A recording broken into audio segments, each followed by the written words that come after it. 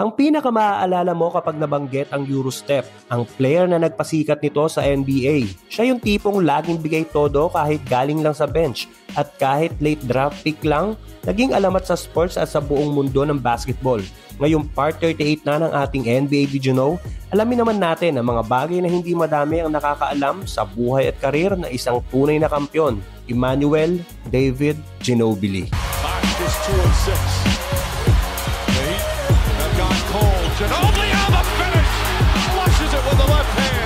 Alam mo ba na halos hindi napansin si Manu Ginobili noong NBA draft? Kinuha lang siya ng Spurs bilang 57th overall pick noong 1999 NBA draft.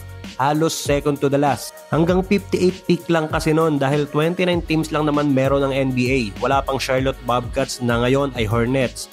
Parang walang masyadong expectation kay Manu noon, pero ang hindi alam ng lahat, itong steal of the draft ang magiging isa sa pinakamalaking dahilan ng dynasty ng San Antonio Spurs.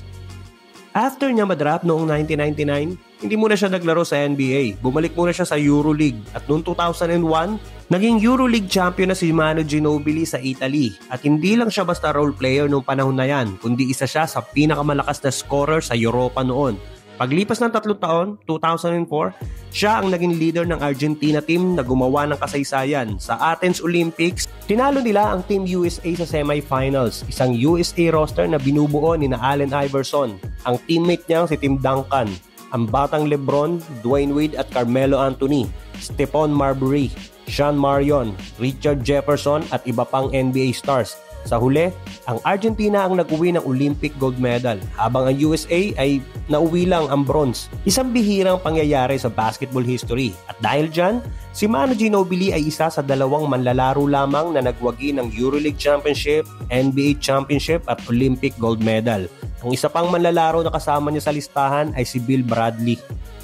Si Manu ay may nickname na El Contusion, parang Meksikanong boksingero lang. Pero hindi ko sure kung alam ng madami ang nickname niya na yon, na ang ibig sabihin ay pasa o bugbog. Isang nickname na binigay sa kanya ng kanyang teammate sa Spurs na si Brent Barry. Ang dahilan, kasi kahit ilang banggaan, tama o injury pa ang abutan ni Manu, parang wala lang, laban pa rin, balik agad sa court, as if nothing happened. Kaya bagay na bagay sa kanya ang bansag na El Contusion. Siya yung player na parang hindi nauubusan ng tapang at tibay. Kilalang legend si Manu, pero most of his career, nanggaling lang siya sa bench. In fact, 74% ng games niya buong career, sa bench siya nanggaling. Ganon siya nagtiwala sa process ni Coach Pop. Walang reklamo. Never nag-demand o nag-insist na dapat na siyang gawing permanent starter. Kung ibang player yan, magde-demand na ng trade. Parang maghahanap ng team na makakapagbigay ng starting role. Pero kahit hindi starter, grabe pa rin ang impact ni Manu. Sa lahat ng regular season games na nilaro niya sa kanyang 16-year career, 73% doon, panalo ang team niya. Imagine mo, halos 3 sa bawat 4 na games na nilaro niya, panalo. At sa 16 years na yon, never siyang nakamiss ng playoffs. Kasi masasabi mo talagang may winner's DNA si Manu. Hindi kailangan ng spotlight para makaapekto sa resulta ng laro. Bukod sa kanyang mga nagawa sa basketball court, si Manu ay naging boses din sa labas ng laro. Noong 2010, outspoken siyang nagpakita ng suporta sa same-sex marriage sa Argentina. Sa gitna ng mainit na debate tungkol dito, isa siya sa mga iilang NBA players na naglabas ng ganitong pananaw noon. Kaya mas lalo siyang hinangaan bilang tao, hindi lang bilang atleta. Hindi naman si Manu ang unang gumamit ng Eurostep sa NBA. Ang naaalala kong unang gumamit yan ay si Sarunas Marciulionis, isang Lithuanian guard dati na naglaro sa Warriors. Pero si Manu kasi ang nagdala ng Eurostep sa mainstream at nagpatunay na pwede itong maging lethal weapon sa highest level. Kaya madalas ang perception ng mga fans ay siya ang nag-imbento nito. Noong Halloween game noong 2009, sa laban ng Spurs at Kings, may paniki na biglang lumipad sa loob ng arena. Habang nagkakagulo yung staff at pilit nilang hinuhuli yung bat, si Manu, hinampas lang yung paniki, gamit lang yung kamay niya. Viral yung moment kasi paniki yon. Dito sa atin, ipis lang, nagtuturuan pa, sino papalo. After ng game nun, pinabakunahan pa si Manu dahil sa risk ng rabies, just to be safe. Noong early years ni Manu sa Spurs, full head pa siya. Medyo long hair pa nga minsan. Pero habang tumatagal, unti-unti na siyang nagiging poster boy ng receding hairline. Ginawa pa nga siyang biro ng mga fans at memes, tipong Manu's hairline's playing defense too. Pero unlike sa mga players ngayon na gumagastos para itago yon, Si Manu, wapakils, eventually inahit na lang niya ng todo at naging signature look niya yung kalbo.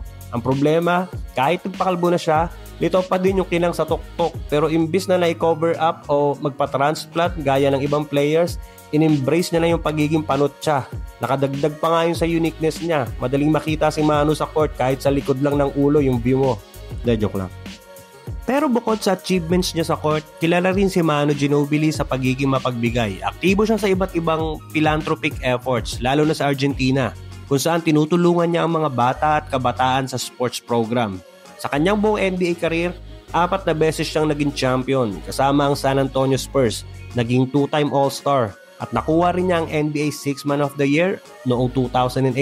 At dahil sa lahat ng kontribusyon niya sa basketball, mula international stage hanggang NBA, binigyan siya ng pinakamataas na parangal. Na-induct siya sa Naismith Memorial Basketball Hall of Fame noong 2022.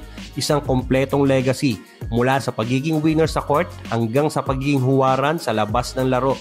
Pero kung ikaw ang tatanungin, sa tingin mo, si Manu na ba ang greatest 6 man sa NBA history? Paki-comment naman ang iyong opinion at paki-like na din ang ating video kung nagustuhan mo at pa-subscribe na din ang ating channel para sa susunod pang NBA Kwentuhan.